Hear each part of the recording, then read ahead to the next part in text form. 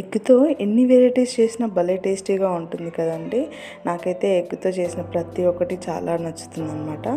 ఇక్కడ ఏంటంటే కొంచెం ఆయిల్ తీసుకొని దాంట్లో ఉప్పు, కారం, పసుపు వేసుకొని బాయిల్డ్ ఎగ్స్ని మధ్యలో ఇలా కట్ చేసేసుకొని వేయించుకొని పక్కన పెట్టేసుకుంటున్నాను. ఇక్కడ ఒక పెద్ద ఆనియన్ని నేను ఇలా మిక్సీ చేసి పక్కన పెట్టుకున్నాను అనమాట. అదే బాణీలో ఆయిల్ పోసుకొని ఆనియన్ పేస్ట్ వేసుకొని మగ్గిన తర్వాత పసుపు అండ్ అలాగే 3 to 4 టమాటోస్ కూడా మెత్తని పేస్ట్ లాగా చేసుకొని ఉడికేంత వరకు మూత పెట్టి ఉడకనివ్వాలి. ఈ లోపు ఏంటంటే స్పూన్ ధనియాలు, హాఫ్ ఎండు కొబ్బరి, దాల్చిన చెక్క, యాలకులు, లవంగాలు 4 అల్లం వెల్లుల్లి అండ్ అలాగే కొంచెం జీలకర్ర, కొంచెం వాటర్ పోస్తూ ఇలా మెత్తటి పేస్ట్ లాగా చేసుకోవాలన్నమాట.